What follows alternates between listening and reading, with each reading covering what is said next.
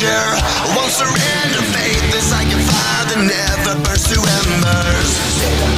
The voice of the unheard, love is the answer. I gotta speak it, believe it, that's how I feel inside. I can't sit here quiet. You can take my heart, you can take my breath when you pry it from the cold dead chest. This is how we rise up, heavy as a hurricane, louder than a freight train. This is how we rise up, heart is beating faster, feels like thunder, magic static. Call me a fanatic, it's our world, they can never have it. This is how we rise up, it's our resistance, you can't resist us.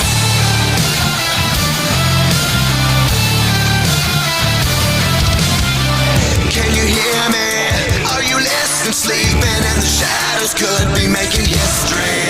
Through the fire, on the water, used to be a slave, but now you are a conqueror. They can take my heart, they can take my breath when they pry it from the cold dead chest. This is how we rise up, heavy as a hurricane, louder than a freight train. This is how we rise up, heart is beating faster, feels like thunder, magic static. Call me a fanatic, it's our world, they can never have it. This is how we rise up, it's our resistance, you can't resist us. Up, up, up, up, up.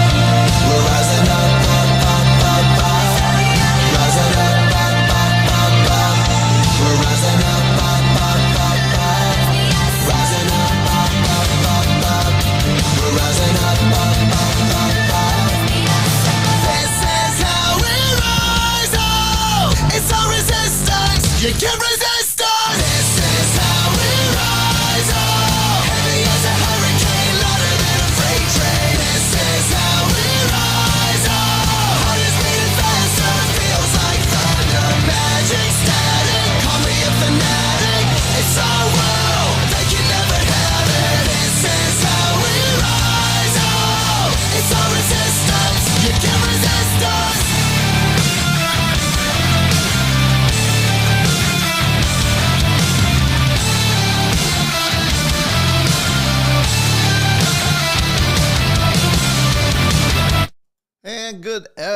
good evening, everybody, and welcome to another episode of Straight Talk with Joe Vollano. I am glad you are here, and I'm glad I am here, because I tell you, it was a long 2 weeks, I feel, that we have not seen each other, and I gotta say, I did miss you guys.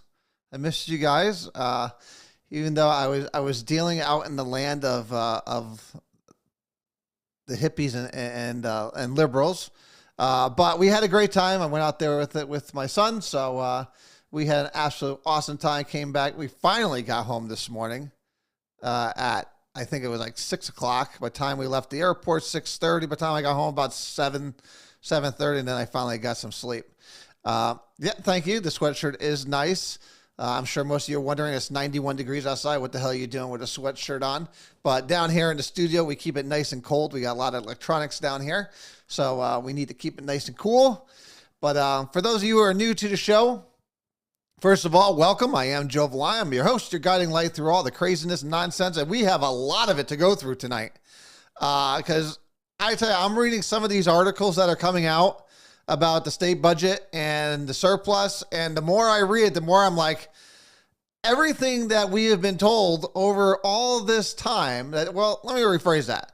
All the things liberals have told us about people, about the rich and businesses and so on, we're going to debunk that all in their own article. So it is quite hilarious to read this. And then as I was reading it, I had to read it 2 to 3 times over to make sure that they were really saying what they were saying. But we'll get into it. But of course, this show always works best when you are involved. And if you want to be involved, you can give us a call, 203-679-9610.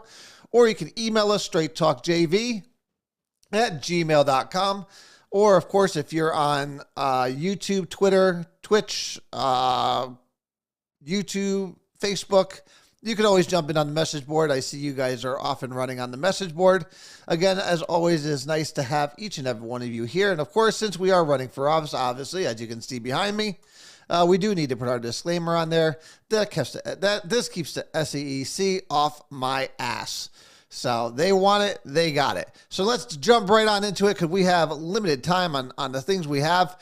I do apologize if I look a little tired. I am still a little tired. I did take 2 naps today, but I am geared up and ready to go. So if anyone, I'm thinking that most of you don't read the Connecticut Mirror. I did a lot of reading over the last 48 hours, in between airports and everything else.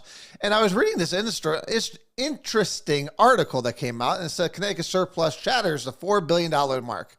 And the surplus went from 4.1 to $4.3 billion with a B. So let's just first step off and just talk about that one line.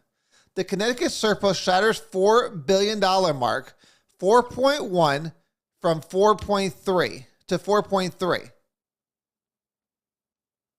So what that means is that in the past year, the citizens of the state of Connecticut, or the taxpayers of the state of Connecticut, has given the state $4.3 billion more than what they need to run the government. That's what that means. So I'm sure the first question most people will probably ask is, well, Joe, where the hell did all that money come from? And I'm glad you asked. I am very glad you asked. Because it came from 80% of it, at least, came from rosier than anticipated tax receipts. And those tax receipts over the last month have come from a surge in business taxes. So for all those people that sit there, and again, this is one thing liberals love to say. Well, businesses are with the loopholes. The businesses aren't paying their fair share. No, apparently they are.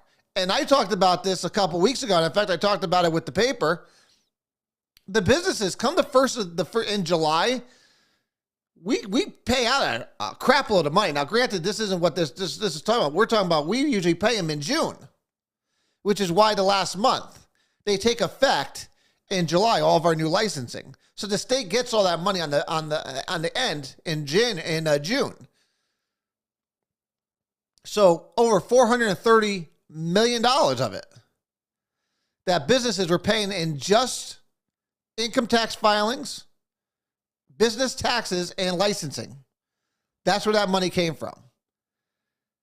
And the other part of it came from capital gains and dividends. Now, most people probably don't know what that means. So when people like myself who own a business or own or as I do, I own corporations because I have a board of directors and I own a corporation. So personally, I don't pay personal income tax. And this is something liberals love to say is that, oh, well, they don't pay their fair share. The secretary pays more than the CEO. No, that's not the way it works. Because most CEOs are paid normally. You can, because this gets around taxes legally, is that we take stock options. But when we cash those stock options in, we get hit with capital gains taxes. Or if you are a part owner, if you own stock in a company and you get a dividend, or so the company made more money and they give dividends out to their shareholders, you pay taxes on that. Well, that's where this money's coming from. That's where this money's coming from. So, and they pay a lot of taxes on it, more, and usually it's at a higher tax rate than personal income. So most people don't understand that. So when they keep saying that, oh, the secretary is paying more taxes than the CEO, it's generally incorrect, and they know it is. But that's how they play this class warfare, because they want that divide between those people that own businesses and those that don't. But again, the taxpayers of this state have paid $4.3 billion in taxes that they did not need to. So, of course, where is this money going to go? Well, they're going to use $4.1 billion out of it to pay down the massive debt. This is to pay off the special interests. And those special interests are the state employees who they gave sweetheart deals to. Again, and let me just clarify here, not to the new state employees, because the new state employees, if you compare it to the old ones, get screwed. They don't do any more pension. They do 401ks and all this other kind of stuff. And to the teachers' unions. This is a huge payoff to the teachers' unions. So, of course, my opponent would love this. $4.1 billion? Now, should we be paying off our massive debt? Sure, we should. We should not be paying $4.1 billion. With a B. With a B. $4.1 billion in the pensions. I would even say I would give $2 billion to it, and give the $2 billion again. And that's the only reason why we're giving that $2 billion is because our state legislators over the past 30 years have not managed our money correctly, have not managed our budgets correctly. So they'll sit there and say, well, these are things that were promised to these people and they work hard to get them. I'm sure they do work hard. But these are sweetheart deals that you created. You created this monster. You created this mess. And now you want us to pick up the tab for it. That's the unique part that is crazy to me. But yet these people, again, if they just play the class warfare against each other and try to keep us divided, these people keep getting reelected, which is absolutely crazy to me. The reason why we have massive pension debt is because our state legislators that have been run by Democrats for the past 30 years have not been taking their responsibility to make sure the pensions are paid. Now, granted, we still have far more. Now, we're putting $4.1 billion into a system that is over $47 billion. Because right now we have $47 billion that the state treasurer, which we'll get into in a little while, because all these stories connect with each other. So we already have $47 billion in the pension fund as of today. Adding 4.1, now will be over $51 billion. Again, with a B. With a B. $51 billion will be in the pension if this goes through. But again, if you're in bed with the special interests, again, like my opponent is, you're loving this, especially since she represents the teachers' unions. So of course she's loving it. They get sweetheart deals. We have they go and keep pushing and electing politicians like we've had over the years for liberals. These unions keep backing them, getting them elected. And then these same people turn around and don't pay into the pensions, but then let the taxpayer get screwed more later on down the road. That is how it works. That is exactly how it works. And that's why it's time for change. It's time to bring an outsider who doesn't have any special interests. And that would be me, because I don't have special interests. But let's get back to the story here, because the story gets even better. Excuse me.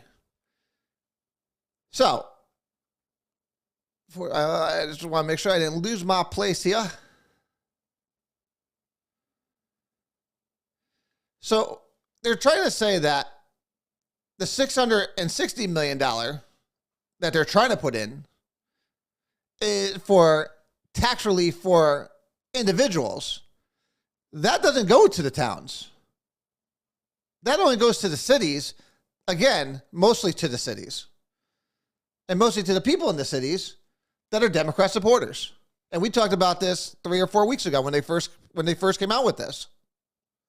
Instead of going after to do a complete blanket on the sales tax, which is the real killer, and which is where a lot of this money comes from, which is a lot of that $4.3 billion, a lot of it comes from sales tax that you and I pay, that everybody pays.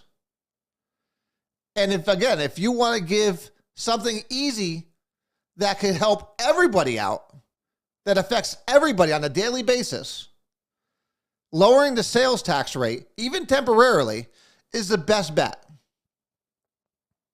That is the best bang for the buck.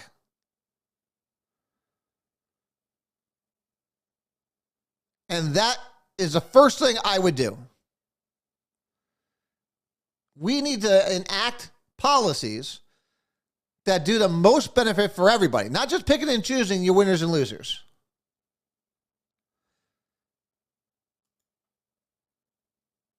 So that's how I see it. But to go even a step further, because we just talked about pensions. And this is the thing that should scare most individuals when they go to the voting booth. Liberals don't care. Liberals, true liberals, not Democrats. True liberals do not care about whether or not they make money for the city, for the taxpayers, for the state or the federal government. They don't mind losing money if it's for the cause. And this is a problem that we have with a lot of liberals that are running for office. And most specifically, because I happened to see I saw the commercial. And then I had to go and say, and then I looked at it, I was like, why the hell would the state treasurer be getting into politics? Which brings me to what I talked about years ago. Why is the state treasurer and the state comptroller, why are those two elected positions to begin with? That doesn't make any sense to me. Those should be appointed by the governor. But here in the state of Connecticut, they are. So when you get politics involved in the process, especially when dealing with state money, things can go drastically wrong. And if you look at the state treasurer's race, obviously they have a primary going on over in the Democratic side. And one of the Democrats put out a campaign ad where she stated that we'll push companies that invest into guaranteeing employees safe access to abortions. This is who's fighting back and why we need more women in office. Now, that's an interesting thing to say. Because, first of all, why would the abortion issue even be a subject in a state treasurer's race? And the question was asked to her. And she said, it is a fair question. And she said, I'm focused on it because the state treasurer, now make sure you pay attention to this. I am focused because the state treasurer has the power to affect corporate behavior by the investment it makes or it doesn't make. And I promise you, when I'm treasurer, this state will not invest in companies that do not support a women's right to safe, legal abortion. Now, first of all, where is it anywhere that is the state's right to sit there and ask any corporation where they stand on the matter? Because most corporations don't have a stance on it, nor will they want to give you a stance on it, because it has absolutely nothing to do with their business. So the state is basically saying, what she's basically saying is that unless you have the same opinions as I have, we're not going to invest in your company. In fact, we might even divest in it. Because of course, liberals, they don't want to be outdone. Another candidate said that he promises to de-invest in gun manufacturers, move away from fossil fuels, promote fair labor practices, and oppose excessive executive compensation. And that one of the priorities is to stimulate equitable growth. Are you kidding me? That is not your friggin' job as the treasurer. That is not your job. Your job is to make these pension funds, profitable, making them more money. Ladies and gentlemen, this is just another reason why we have massive debt in our pension funds. And they're going to make it worse.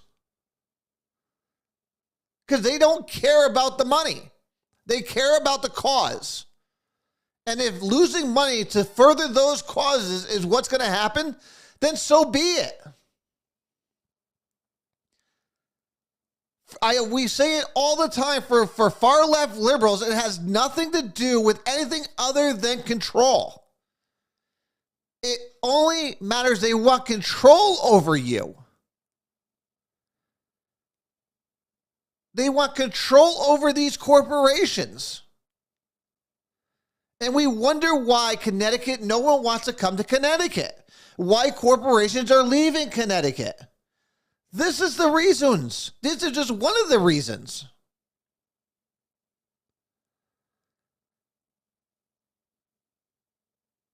Most people don't know about what's going on here. This is one of the main factors on why we do have a massive debt in our pension funds. So when you sit there and take the gasoline-soaked rag, which is the legislators, which is the far-left liberals in the state House and Senate, who are in bed with these unions, giving them sweetheart deals that they know we can't afford, or they know they're not going to fund. The state treasurer is the match that lights the whole friggin' thing up in flames. And that's what's happening here. If you elect people like this, that's what's going to happen. That's what's going to happen. You cannot effectively run any organization based on emotion. based on political stances.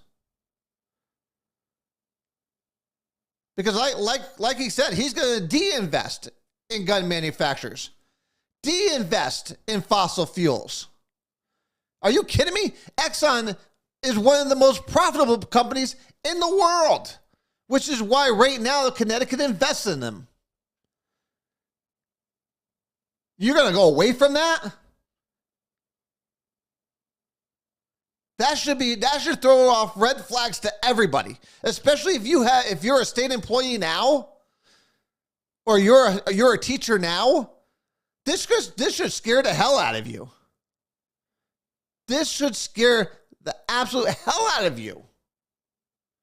That this is what these people are thinking and how they're thinking. Because I know a lot of liberals that love to sit there and bash on fossil fuels, bash on the oil companies, bash on this one, bash on that one, but yet they own a ton of their stock in their 401ks, and they don't even know it. And then they're very happy when their stock's going up and their 401ks are going up.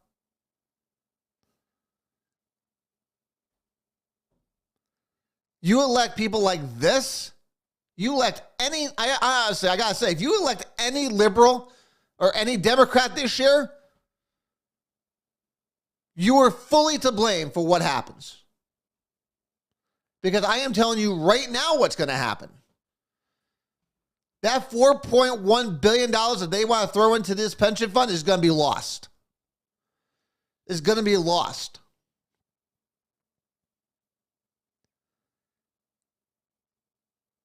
And that I can guarantee you. And those in bed with the special interests, I mean, if you saw my opponent's filing, thousands of dollars came from unions from across this country.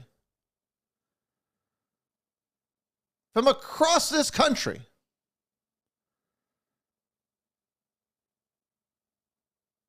That's not who you should be looking to help out. You should be looking to help out the taxpayers, the citizens of this state. Special interests and politicians that bow to those special interests are what destroys our state and really our country. Because people already know how I feel about Washington. I trust a handful of people in all of Washington, whether you're a Republican, Democrat, Independent, whatever. There's way too much corruption, way too much money into politics. And that is that is our only chance of recovering and moving this country or this state forward.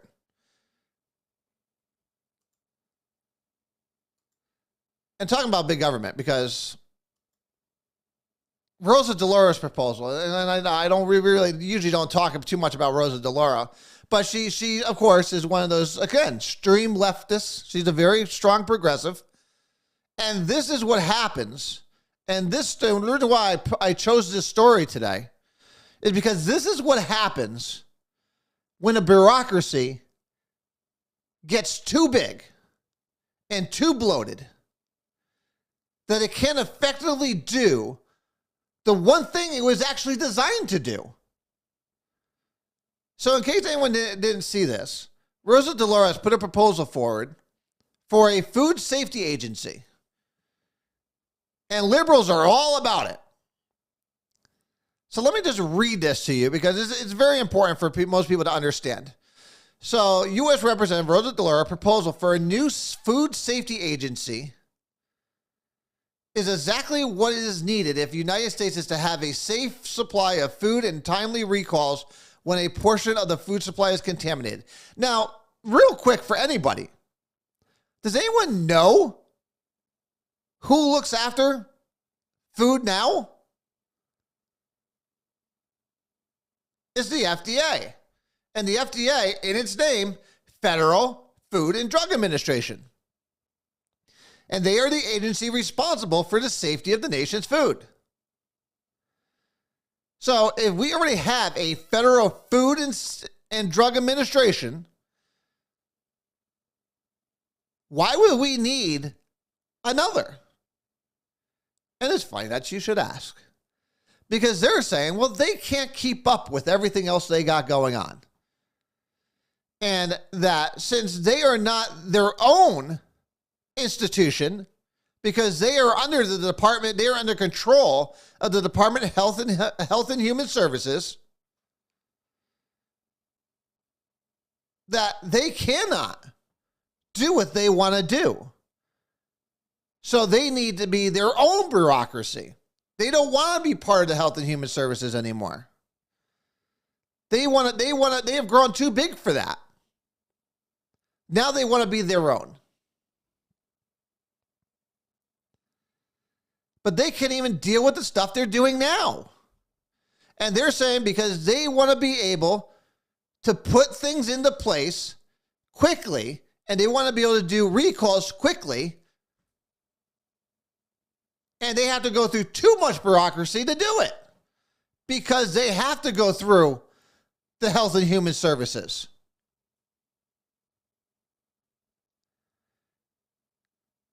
So you have a federal government claiming too much bureaucracy, who they've been in business since 1906. The FDA has been involved since 1906.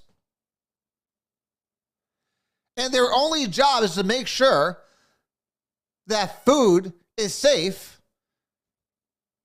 You also have the USDA, who used to be my former employer, who goes out and does all the inspections on the food supply.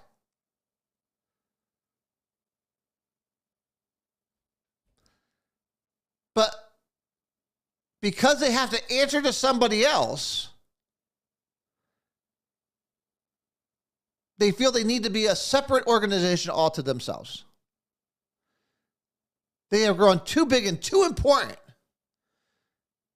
to be under Health and Human Services. But that is what liberals love. They love a huge government. The more and more bureaucracies you have, the better. Because at the end of the day, what is it about? Again, it's the C word. It's all about control. We want to have control. We don't want Health and Human Services having control. We want to have the control. We want to be able to wring your neck. We want to be able to tell you can or cannot do that.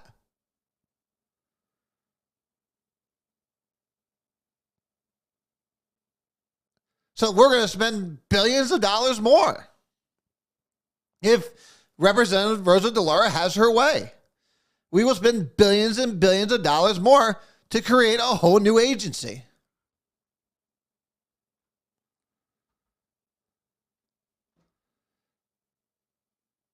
And they're saying that they cannot do a recall fast enough. And I love what she really said. So Rosa DeLauro said in her press release, right now there are no food policy experts in charge of food safety at the FDA. That is unacceptable and contributes to a string of product contaminations and sequential recalls that disrupt the supply chain. So who the hell is in the FDA? Right now, there are no food policy experts in charge of food safety at the FDA. Food Drug Administration. And we have no policy experts in charge of food safety right now. Whose fault is that? Wouldn't that be the commissioner of the FDA, who is, again, appointed by the president, is approved by the Senate? Whose fault is that? So do you really think that creating a whole new bureaucracy is going to change that? The president would still appoint the same person. The Senate apparently would still appoint the same person. And you'd have the same problem, just costing you billions of dollars more. Sometimes I don't think they read what they write and then think about it and just look to see how ludicrous it is.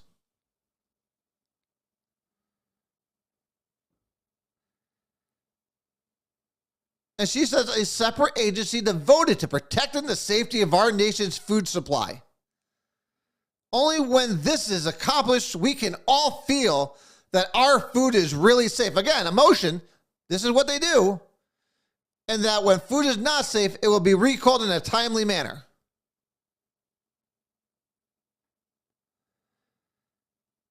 So only when this is accomplished can we feel, because again, they need you to feel good about yourself and about what's going on. Because again, liberals, they don't talk based on fact. It's your feelings. I'm going to make you feel better about yourself. We're going to spend billions of dollars so you can feel better about yourself, even though the same morons that are leading the problem now are still going to be there. But feel safe that we have a whole new agency looking out for you. Ladies and gentlemen, this is progressive. These are liberals in a nutshell. In a nutshell.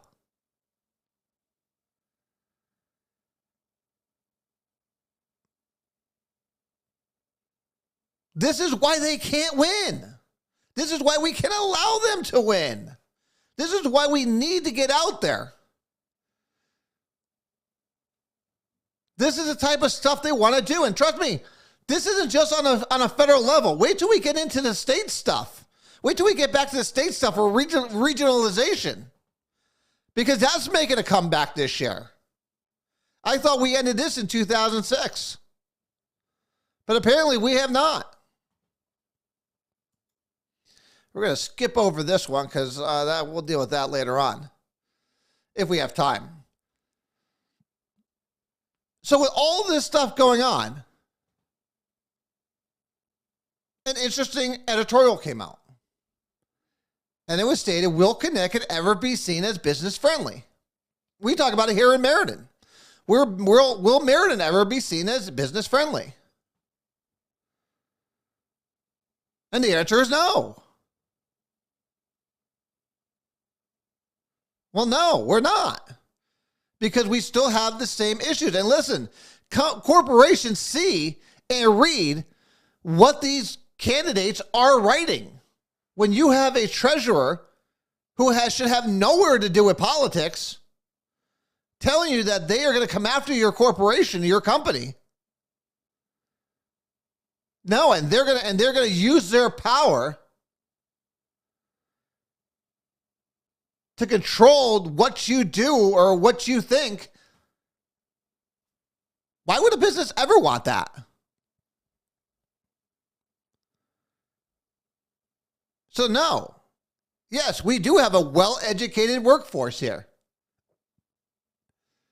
But a lot of that well-educated workforce is moving. Or they're moving from New York to here and working from home for New York corporations still. Because no corporation's going to come over here and deal with the taxes that are involved with it. That's still true to a fact today. We are an expensive state to do business in.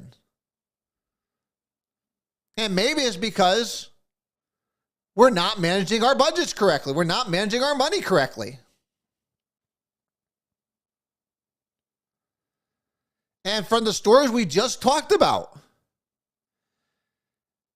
we are in massive debt in our pension funds.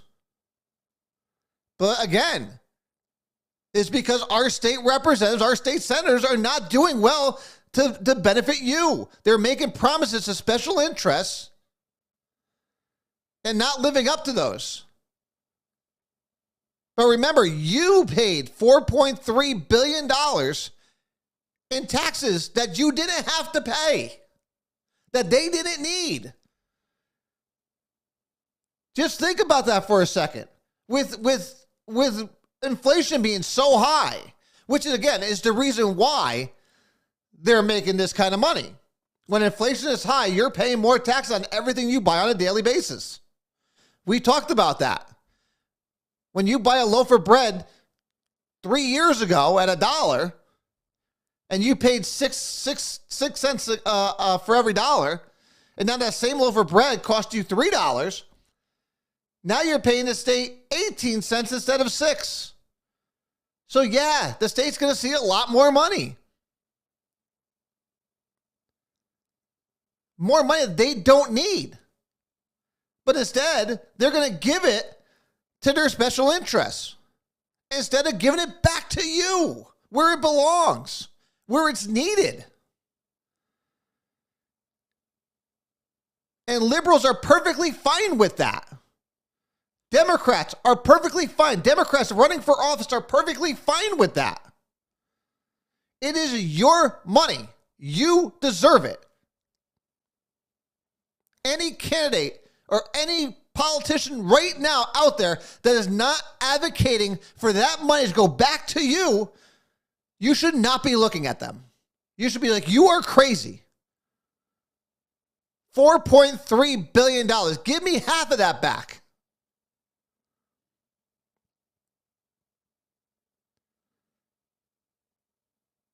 But they're not. They're going to give little bits and pieces back to their voters, to Democrat voters. That's who they're taking care of. They don't care about everybody as a whole. They care about their voters, which is why you see these very targeted tax cuts and rebates. Democrats are not stupid. Democrats that are running in office and that are leaders up in Hartford are not stupid. They know the game. The problem is, will the people wake up from the game and sit there and finally say, what the hell? It's kind of like, hey, I'm getting $1,400 back. Oh, I'm getting a check for $1,400. I'm getting a check for $1,400. Everybody was so excited. And I kept telling everyone, don't get excited about that. This is going to come to bite everybody in the ass. You cannot spend trillions and trillions and trillions of dollars and not expect inflation to be coming right up behind it.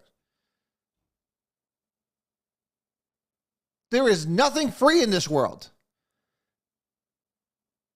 That $1,400, how fast did that go with inflation? With inflation, how quickly did that evaporate?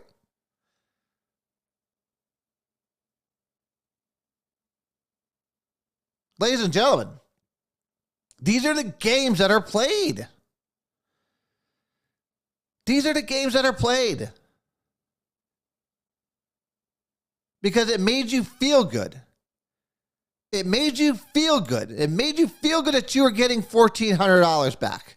It made you feel like the government was finally taking care of you. Because you didn't care where the money was coming from. Now, if it was a tax rebate, I would have been all for it. $1,400 in tax rebates of money we already spent, we already paid in, great. But when you're printing money out of thin air, at the amounts of trillions of dollars, you don't need to have an economic degree to know what's coming.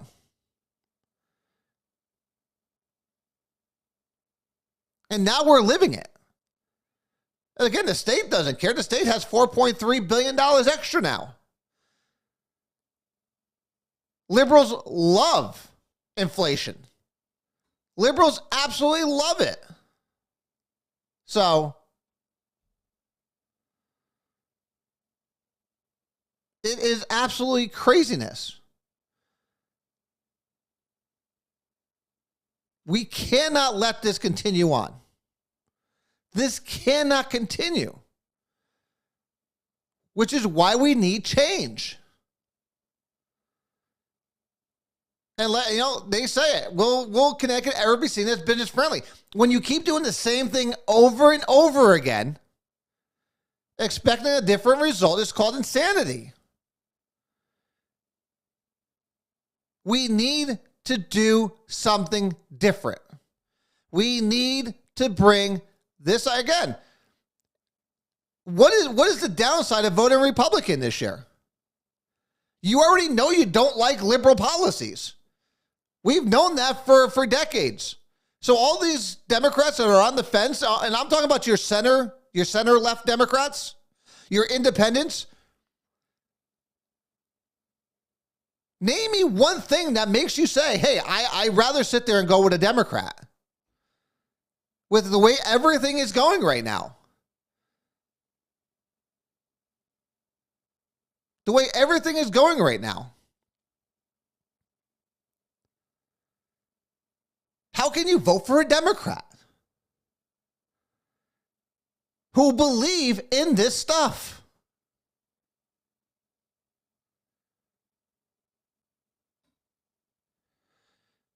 Well, once you get a majority, you can change things. Listen, is it going to change overnight? No. But you will definitely see things changing within the first year. And I think at first, the first thing you need to do is tackle the sales tax. You have to tackle inflation. You need to sit there and counterbalance it. We understand we're hit with inflation. But that just showed, again, that article just showed you how bad the inflation is. And what the government can do to counteract that. So when people sit there and say, again, you're going to hear this throughout the campaign, Democrats say, well, we can't control inflation, which is true. You can't control what the federal government does, but you can counterbalance it on behalf of your citizens to make it not hurt. Because $4.3 billion, you could have counterbalanced that with tax cuts, including the sales tax. Sales tax that would help everybody. You could cut that. Right now, basically, you could cut it almost in half. Even temporarily until inflation is under control. And then you can sit there and gradually bring it back to where it was, if you want. Or if you're still making the money, leave it where it is.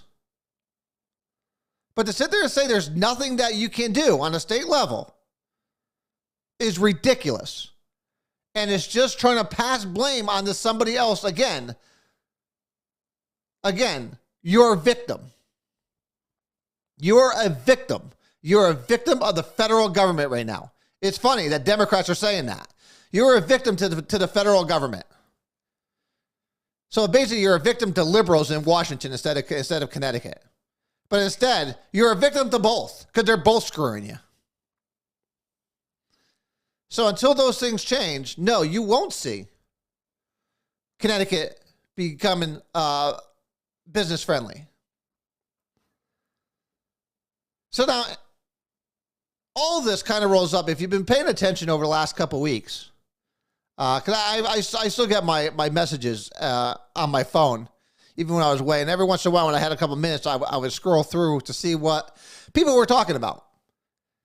Because I like to see what people are talking about, all the time. So I have a bunch of different groups that I belong to. And the one thing that keeps coming up, especially in the liberal groups that I'm in, is why do we not have regionalization? Now, we tried this back in 2006, where they wanted to regionalize everything.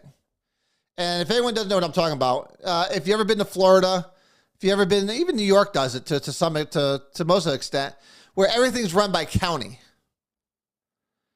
And right now, Connecticut is partially regionalized. So, do I believe in regionalization? To a certain extent, yes. I don't believe in forced regionalization. So what does that mean? Right now, our education system in the state of Connecticut is partially regionalized. Our police departments are partially regionalized. So let me break down what that means. So in the far eastern part of the state, where Chester,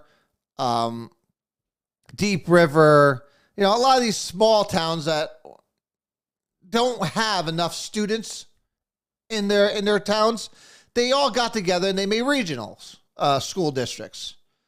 And that is an option that they, as a town, each decided to go because it was cost effective for them. So they were able to come together as a regional and bring all these students together and say, all right, well, this is regional district number 110. I don't know how many we have now. And that's how they decided. That is good because that is something that each town wanted to do. Now, I am a huge believer in state rights, meaning I don't want the federal government telling each state what they can or cannot do. Well, I'm also a big believer in town and city rights because I don't want the state being able to tell each incorporated city or town what they can or cannot do. I believe strongly to my core that government works better the more local you get. Because 1, you have more stake in the game. 2, you actually know the people that are running your towns. Even in a city like Meriden, it's very easy to know who runs things in this town. It's not that big. And if you don't know who's representing you in your towns, that's a problem and you need to figure that out. So, going from that standpoint,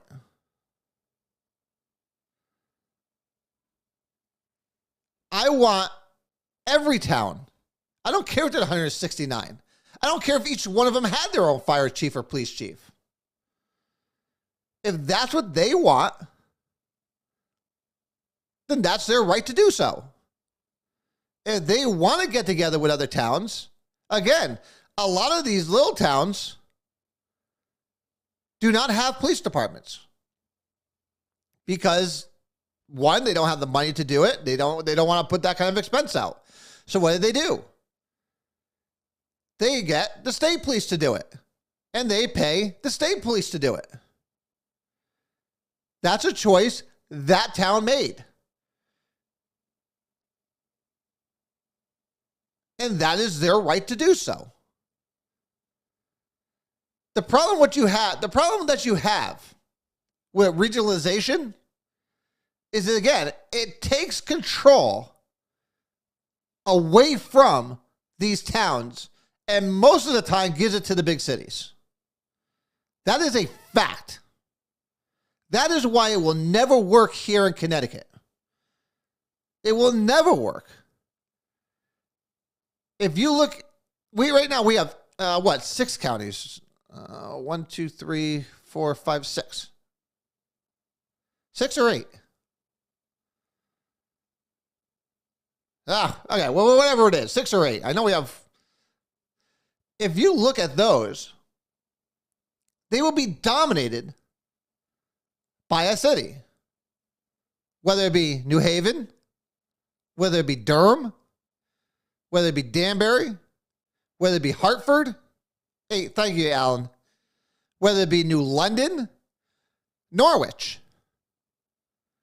Cities that are heavily Democrat. Heavily Democrat. And a lot of them that are heavily in debt. Which is why back in 2006, this whole topic came up because Hartford was the ones pushing for it. Because Hartford was, again, on the brink of bankruptcy. Now, granted, did they get a form of regionalization? Well, yeah, they got paid off on the backs of every other town from the state. But you lose control at a local level when you go ahead and start doing things by county. And for Connecticut, that would not go well for towns like Cheshire, North Haven, Woodbridge, any other town other than the cities. East Haven, North Branford. You could, again, name any town. It would not work for them. It would be to their detriment to do it, which is why this has never, ever gotten teeth. But this is how they're going to come back this year and try it, because it is going to come back. They are bringing this back this year. So again, for forced regionalization, I am totally 100% against. If towns want to voluntarily do it and work with other towns and cities, go for it. God bless you. If your town's for it, knock yourselves out. But be very, very careful. And if you don't know where people stand on it, you better ask the question. Because even places like Meriden would not benefit from it, because you would be lumped in with New Haven. New Haven would benefit from it. Most others would not. Bridgeport would highly benefit from it. Hartford would greatly benefit from it. But getting into regionalization is a very, very slippery slope into losing the rights of your town and your smaller cities that may go a little bit more conservative, that may be in good financial shape. So this will come back again, because again, I've been reading a lot of liberal blogs and a lot of liberal websites about this particular topic over the last probably a good 3 weeks or so. But let's get to some city stuff, because we haven't hit on any city stuff yet. So I am happy to see that the Meriden Dispatch Center is finally starting to come about. And the reason why I want to mention this now, because I want to give kudos. You know, I like to give kudos when deserved. And I want to give it to the new communications. He used to be the assistant, David Boyce. I think I pronounced your name right. I apologize if I did not. And I talked to I did talk to a couple of the dispatchers. And they're telling me that the morale is 10 times better than what it was. And they're happy to come to work now. And that this director has been a dispatcher for over 20 years. And he does sit in and help out. And when things are getting overloaded, he will do the job. And he has set that mindset into everybody that he is there for you, which is why I think things are on the turn there. I think getting Doreen out of there was, again, just like I think getting rid of Maureen is going to be the answer for the assessors. Melinda, not Maureen. Melinda. I think once you get rid of her, I think you'll see, again, you bring someone in that has a different attitude. I think you will see things change for the positive. And this is a prime example of what you can do with just simply changing over leadership. Because when there's a lack of leadership, the former dispatch center is what you got. So I want to give kudos out to the communication center. This has been a long time coming. They're not having the turnover that they were having. And people are getting time off, which is good, because that was desperately needed. You can't work hundreds of hours a week, over 100 hours a week, in a stressful job like that, and not think that, listen, eventually something's going to happen. I know, like I said, you have. We'll get to that, Danny. I haven't forgotten you. I haven't forgotten about it. We're going to probably go over 8:00. I mean, we're just like halfway through our thing here. I apologize. I missed 1 week, and look at this. It's all goes straight to hell. So there's so much to talk about. But again, these are the things we need to do to get morale back And I think, again, Melinda, I think, in the tax assessor's office is the next one that needs to be changed over so we can have the same kind of response, hopefully. So, again, kudos to Dave and his team over at the dispatch center. You guys are doing a great job. You guys always did do a great job. I'm just glad now you have a leadership staff that is as great as the dispatchers are. So, again, thank you and kudos to you. All right, Dan, we can talk about it now. So obviously, as you already know, the $5 million proposal for the vacant commercial space downtown and everything else is going back over to the city council, or it did go back over to the city council. I tell you, people already know how I feel about this. Listen, I'm not a fan of Medco. Everything Medco touches, they have done, nothing has come from it. We have just wasted hundreds of thousands of dollars, if not millions of thousands of dollars, in funds to Medco.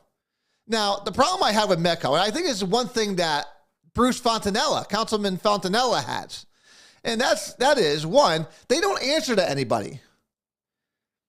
And if you go a step farther, and if we go a step farther than that, does anybody have...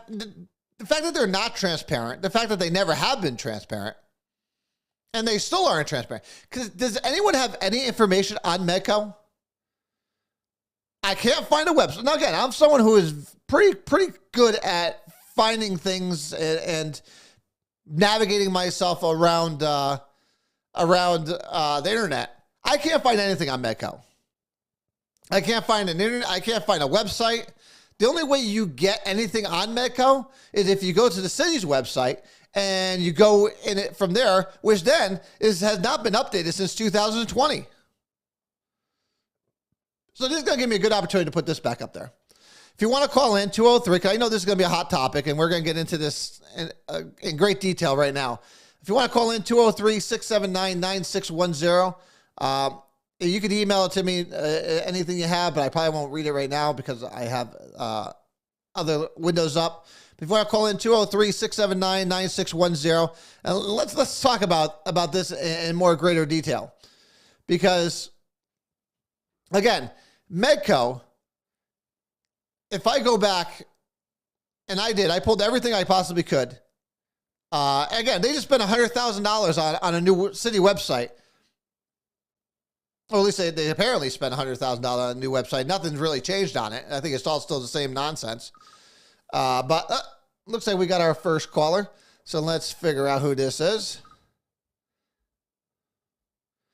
You're live. Go ahead. To accept, press 1. To send a voicemail, press 2. Danny, you there? Yes. Let me make sure I have you here. You said you just talked about Medco. That has not been presented to the council yet, and I'm going to the meeting Monday night. And my whole thing is, how in God's name could Kuhn and Rhodey vote for that money when they are on Medco? Is that not? Okay, so I'm looking again, and I cannot find a Medco Board of Directors updated list of 2022. Now, are you telling me there is one? Joe Fest at the last meeting spelled it out. Yeah, and matter of fact, even Mike Gagnon put it in the paper that Rhodey was on the committee, and Joe Fest also said that Tim Kuhn was on that. So let me go through the list. I think most of these people are most of these organizations are still in the Medco Board of Directors. So I found a couple of them to be quite interesting. One, Tom Welsh. I think he's the most incompetent president ever. I don't think he has any leadership skills. I think he's an absolute joke, and I don't know why they continue to keep him as president since 2015. To me, he is a waste. But again, he's a good liberal. He's good on the town committee for the Democrats, which is why I think they keep him around. I look at Ephraim Valentin. Okay, I don't know why he's on the community, not a business, but I think it's just another way for them to slide another liberal in there. Rick Suzio, okay. I look at this. Obviously, Sean Moore's not there anymore. He's not the president of the chamber anymore.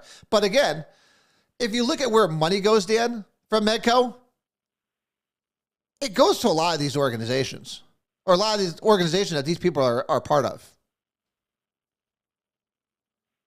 You still there? Yeah, but looking at that, like I said again, when that was presented at the last ARP meeting, Kuhn and Rhodey voted on this thing. Should they have not recused themselves? Oh, they should definitely recuse themselves. If they're on the board of directors of the same organization they're given millions of dollars to, of course they need to recuse themselves. I think a lot of people do. Anyone who gets money from this organization should not be on the board. And again, to me, again, Mark Benigni, why is the superintendent of the Meriden Public School System on this board? He shouldn't be. He shouldn't be. Yeah. You know, you have Definitely. the Director of Planning, Development, and Enforcement of the city of Meriden. Why the hell are they on there? It just doesn't make any sense to me. Half of these people that are. Kevin Curry. Listen, I love Kevin. Great guy. Why is he on Medco? You think he's going to sit there and push for anything that goes against his business? Again, reason why I don't like a lot of these businesses on here. Do you think they're going to push anything that goes against their own business? Of course not. Of course, definitely. Again, it blows my mind when I'm reading through this again, and this hasn't been updated. So I mean, some of these people could not be on it anymore. Because obviously Dave Lowell's not on there. I'm taking he was taken over by Rhodey's spot. But why is Tim Kuhn on there? I just don't get it. And again, and I'm looking at their reasoning. And let me go back to the thing on their reasoning. They're saying that, again, and this is where I love Fontanella. He knows that none of these people are elected. He knows that they can be pushed any way. These funds can be pushed and used any way they want. Bruce Fontanella is afraid of the story we talked about with the state treasurers, where they're going to push their own agenda. And if you're not with their agenda, you don't get money. And I think this is what Fontanella is afraid of. And I don't know why no one else sees it. So, But he did bring some good points out there in regards to that Medco, because it's something that should be transparent, but it isn't. no, listen, they're not transparent at all. Medco, you don't have any filings from Medco since 2020. Really, 2019 to 2020. If you look on the city's website, 2019, nothing, everything else stopped. But again, I look at what some of these council people wrote or said, and I find it laughable. Jelks says she understood Fontanella's concerns, but disagrees. She feels additional council oversight would be micromanaging the ARPA process. No. When does she ever have an issue with micromanaging anything? She wants to micromanage the police department all the time. All of a sudden, now she has a process? Now she has an issue with the process? Here's how I would see it. And this is what I would, if I was Fontanelle, this is how I would have brought it. ARPA money is distributed by who? Or oversaw by who? It was by a committee, correct? A standing committee. Correct. Now they look over the applications and then they present them to who? The council, correct? Once they approve it. Once they approve it, it goes to the council.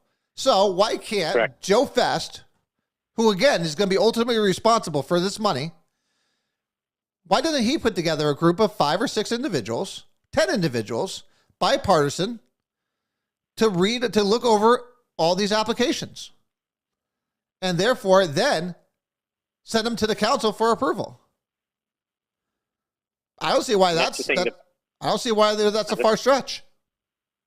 And that's the thing that bothers me when he mentioned Medco. I said, "Oh my God, this is about as funny as making Meriden better organization." They got $71,000 a couple of years ago. They blew it. Nobody knows where it went. Nobody cares. Someone tell me one thing Medco has done that has been good for the city, or good for downtown. I don't want to say the city because they'll bring back one thing, and that's the old Jacoby's building. That's the only thing they'll bring up is the Jacoby's. Well, we got that. We got the new restaurant over there. Okay, but name one other thing that they have done that has been successful downtown. Nothing. Nothing. Absolutely nothing.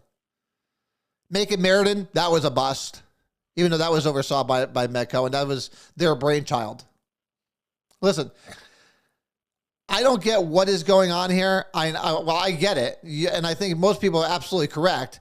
This is a money grab, and this money will be funneled to organizations that. Oh, I'm sorry, Meriden. Most people don't know what Medco is.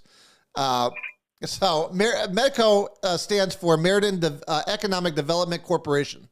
It is a nonprofit corporation that was created to help Meriden prosper business wise and to help different agencies to kind of be like the centerpiece for agencies to all work together in collaboration.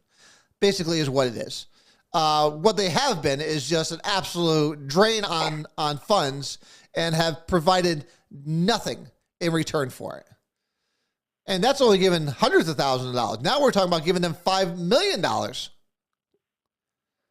To me, it just doesn't make any sense. And again, how a lot of these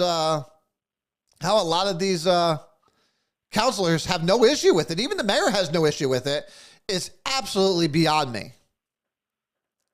I mean, if I had a track record of not being able to produce, why would anyone sit there and invest in my company?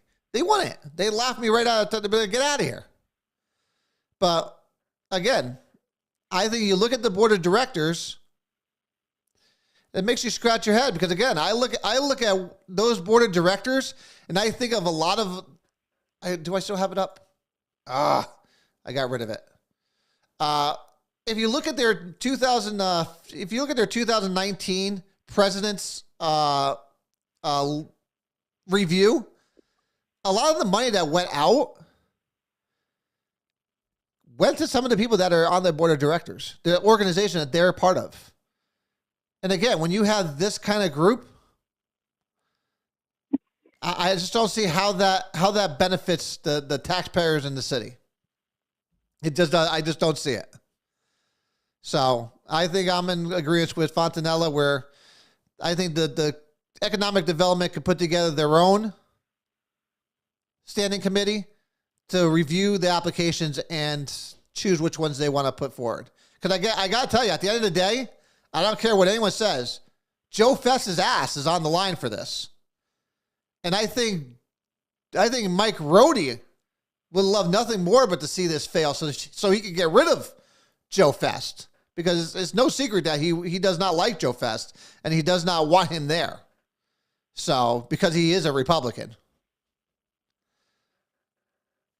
When I attended that last meeting, in regards to them, going in for the $5 million, Kevin McNaball makes a comment. He says, "Oh, there's $7 million. Why don't we just give them the $2 million and make it $7 million?"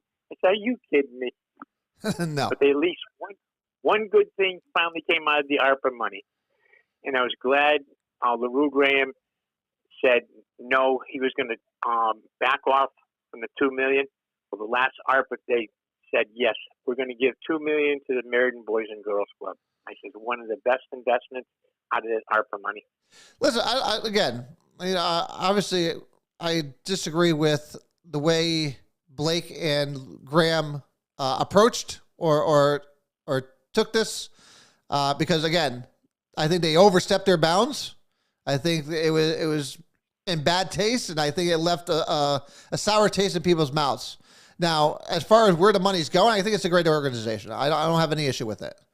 Whether it's going to the Boys and Girls. Now, again, I would have money issues if it went to the YMCA because, for obvious reasons, I think that's the most corrupt organization, nonprofit in the city. But that doesn't surprise me, knowing that the people that run it and who they're associated with. Because I think that a lot of people in this city that are in leadership positions are very corrupt. And again, have we still heard anything about the Board of Ed? I still haven't heard nothing about the Board of Ed from the paper, from anywhere. We still have 2 people that have stolen money from the city for years at the counts of tens, if not hundreds of thousands of dollars. And we have not heard a peep from the Board of Ed on it. No investigation, no nothing. Because, again, they don't answer to anyone. They know they got everybody in their pocket. It really makes me wonder, who this guy was doing work for. Whose houses whose residential properties was this guy doing work for? I think they're all corrupt, if you ask me. And it's sad because I happen to like a lot of people that are associated with the Board of Ed. But I think they're all corrupt. Unless they stand up, unless they come out and give us a report on this, on what actually happened. And I don't care. They can sit there and look at this any way they want. They can look at it any way they want. The taxpayers have a right to know what happened here with these 2 employees. Do you agree with that? Or did I lose you? I'm still there. Yeah. So do you agree that the people deserve to know? Again, I wish the people would wake up in Meriden. But again, if they're not going to, how is this ever going to change? See, the problem is these people know that. These people know that these people are asleep at the wheel. And that's it. They will ignore it until it just goes away. Because they don't want to freaking deal with it. And they feel like if they could just get people like me to just shut up. And listen, they could threaten me all they want. They could shut you up, but sad to say, state of affairs is never going to happen. No, listen, they could threaten me all they want. They could sit there and go to different people and say things, hoping that it gets back to me and da-da-da. Listen, at the end of the day, I don't expect anything from any of these people, so who gives a shit? I don't care about them. I care about transparency and accountability. I'm going to hold every one of them accountable.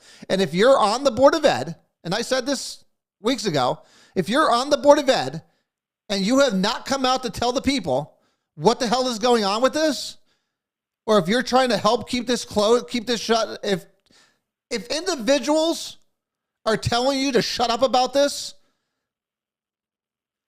and you're not asking the question why, if you're not asking the question, what? I said I sit in amazement and watch the council meetings and see how many people show up, but they all want to be internet warriors. Oh yeah, this is that. You got a chance to speak.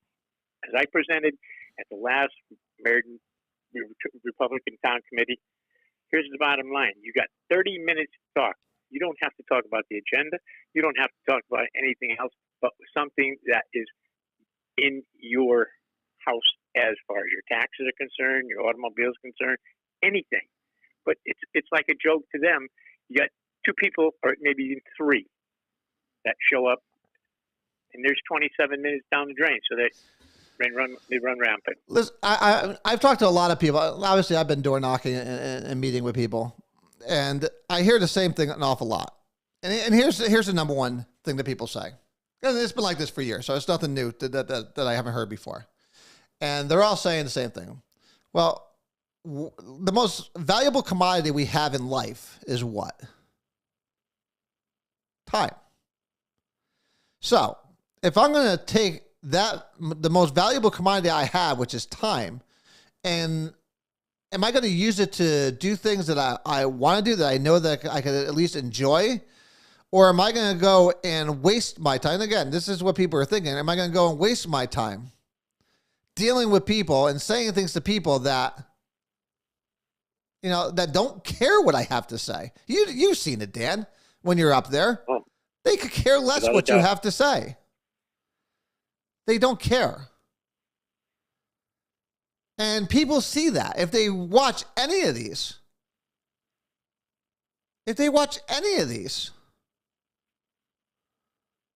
council meetings, they see it.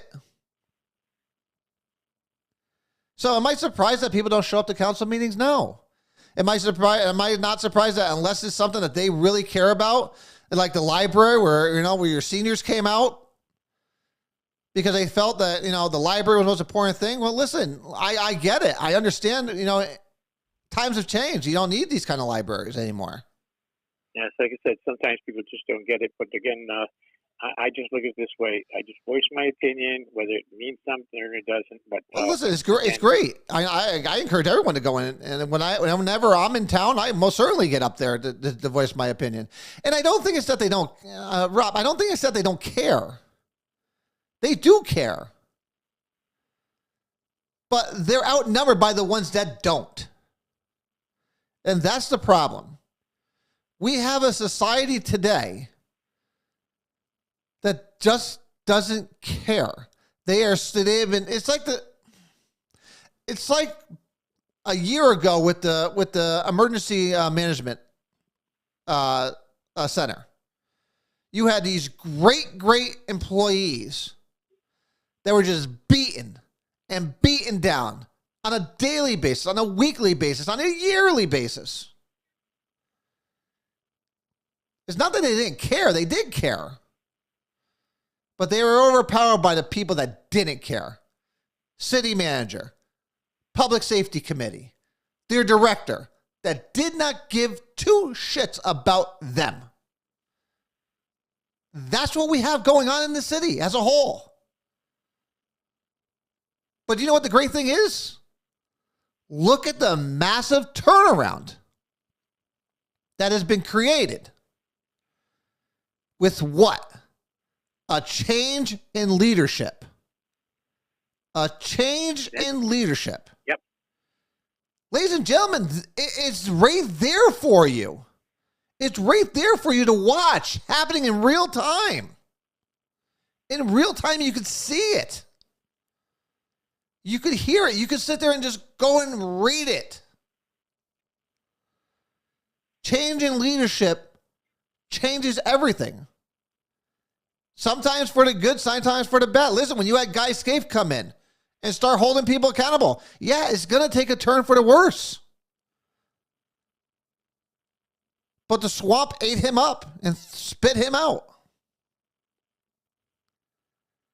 But again, Joe, I'm glad you don't give up the fight. No, we're never going to give up the fight. As long as I'm still breathing, I'm going to be sitting here saying it. But it just shows you that it can happen. If the citizens of this city and this state see nothing, just take our emergency dispatch center, take it as a prime example of what was and what can be with the simple change of leadership. And that only reason why that came about is because those employees finally had enough and said, we need to speak up. We need to speak up. And the citizens of this city have to do the same thing. We need to speak up. And we do that by voting. We do that by voting these people out to get new leadership in. And just like the emergency dispatch center, you can see things turn for the better. And I hope that's what people take out of it. Dan, I thank you for the call, buddy. As always, always a pleasure talking to you. I appreciate your time, Joe. And like I said, again, your podcast is on spot. And hopefully more and more people realize one thing, that you are right. Hey, listen, I don't care about being right. I just care about things being changed. Listen, I don't need to take credit for anything. Amen to that. I can't take credit for anything because, listen, at the end of the day, I'm just one voice. I can't change anything. All I can do is put it out there that this is what's happening. That's all I can do. That's all I can do, and that's all I'm ever going to do. I'm going to put my voice out there, and if people want to agree with it, great. If you want to disagree with it, that's fine too. If we could come together to make changes, which I think this show did do something to bring this to the light, and I hope that this show did play a small part in changing the dispatch center's trajectory of what it was to what it is now. I hope so, but again, I don't need to take credit for it. I don't really care as long as it's done, as long as it's fixed. And people are happy and people are safe. That's all I care about. Again, hope people they're watching your podcast read that sign in the back, Vollano for state senator. I hope so. That's the positive approach right here. And if you people just don't get out and vote, Here's a voice that's well spoken, not just a podcast. Whenever there's a meeting or anything that happens up in the city hall, I try to get there. So, Dan, thank and you. again, thank you. All right, buddy. I'll talk to Have you a good later. night, Joe. Bye. But again, to give Medco, to get back to where we were, to give Medco all this money, I think is an absolute joke. And, I was hoping to have Joey on tonight because I was reading his, I know it was 3 days ago and I just read it today. So I apologize, Joey, over at Dirty Laundry CT. If you have not read it, go over to Dirty Laundry CT on Facebook. He posted it 3 days ago, but he is friggin' dead on with this whole Medco and ARPA money. And he attached it to another one for how they're wasting money. So if you have not seen the article, you know what? I'll share it on the Straight Talk page if I can. Why can I never? I don't know why I can never figure this stuff out. I'm pretty good with everything, but when you sit there and you turn around and you throw Facebook at me with sharing things and everything else, share it to a page, share it to my. I just posted it on the Straight Talk with Joe Vollano page. Go and read it because it is a phenomenal description of what's going on in the city and the Medco and the ARP funds. But again, I definitely agree with Fontanella. I don't think that Medco should be overseeing this money, especially with all the connections that are associated with the city council and the city. I just think it's in bad taste. I think they should turn around. I think Joe Fest should put together a group that will go through all the applications since they are the ones that are technically being given the money. And he is ultimately, again, his ass is on the line for this. So, and he will be held accountable for how this money is put out there. And if it is misappropriated, yeah, we're going to come hard on Joe Fest. Because again, at the end of the day, he is the one that asked for this. So, but again, I'd rather see Joe put together a group and do it that way. I think that has more transparency, and I think the city has more control over it. So, but we'll see what happens with that. Other than that, that is finally all. I did have one more story, but we'll get to that later. It's almost 8:30 already. I appreciate everybody's patience staying on and listening to what's going on. And again, Board of Ed, I haven't forgotten about you guys. And again, I'll reiterate it now. If you are on the Board of Ed, I don't want to hear, well, we can't talk about it. We can't do this. We can't do that. That's bullcrap. You guys could force the superintendent, Mark Benigni, to sit there and investigate this and to give you guys a report. And all you have to do is tell people that's what's happening. And give us a timeline on when that report's going to be ready. Because again, we have the right to know. And I'm hoping I send all this stuff over to the FBI.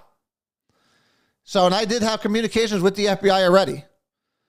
So, and I can promise you this, Board of Ed, since they love putting these little tidbits out and they hope it gets back to me, I'll just be straightforward with you guys.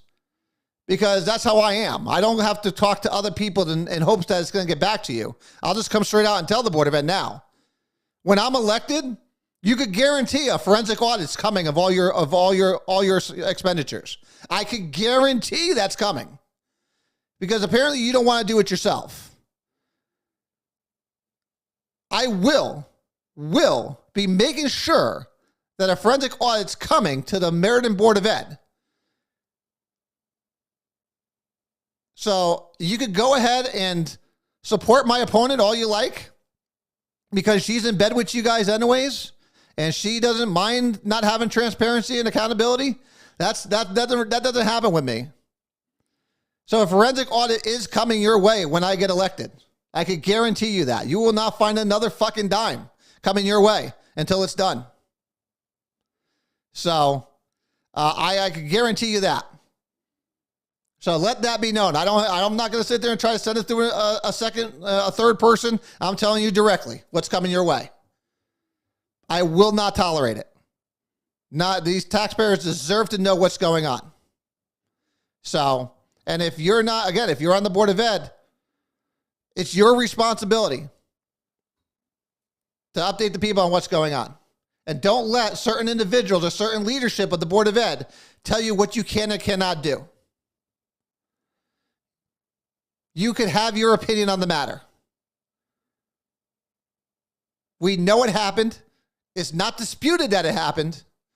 But for some reason, you're trying to hide it, which only causes more questions. Why are you trying to hide it if we already know it happened?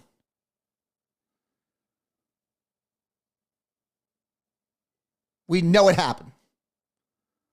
So again, for me, the fact that you're trying to hide it just tells me that you might be in on it.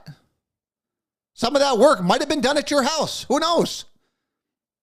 That's something that I think the FBI is looking into because they have all the information. Everything that these whistleblowers sent to me, I sent to them. And I thank every one of those whistleblowers that came out that said enough is enough. Again, just like the dispatch center. It's becoming a trend in this local government, and I freaking love it.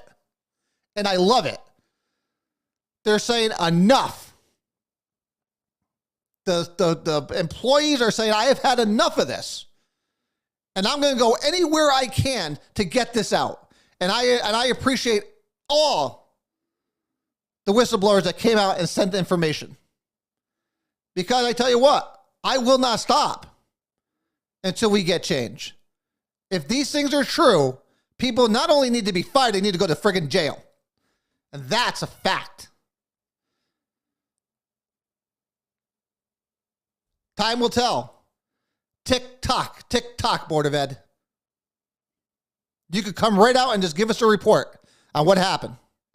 Or we could play this game. I don't mind the game. You want to play this game?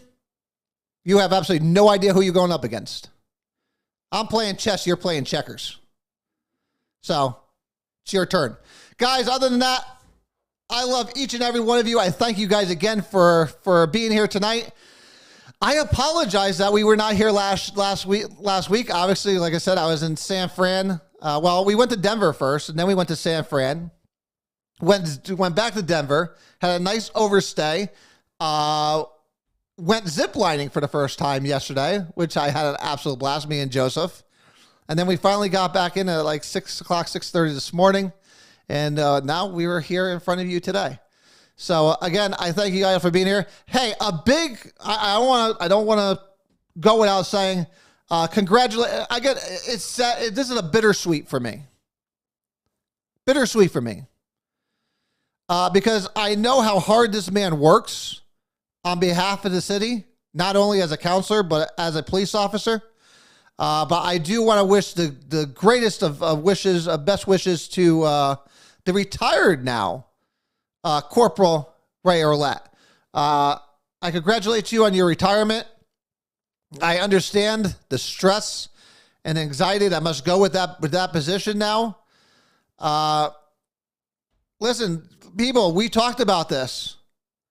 We talked about this when you let the city leaders and city representatives go after our police department like this. You were going to see good officers leave. They're just going to throw their hands up and say, hey, listen, I've had enough. I thought it was last week, but listen, the city's going to miss you. The city needs you. But listen, I get it. And I wish you the best on your retirement. The citizens of this city lost another great officer. And it's going to be hard to replace you. But again, I thank you for your years of service to not only the city, but to the people of the city. And I'm sure you've touched many lives over your distinguished career. And again, I wish you the best, sir. And I'm sure we'll be seeing you around. Obviously, you're still on the city council, which is great. So you'll still be able to help the police department out. in some fashion. So congratulations on your retirement, and I wish you the best. Guys, I wish you the best. I love each and every one of you guys. Until next week, I will see you. God bless you, and God bless this amazing city, state, and country of ours. I love you, and I will talk to you later.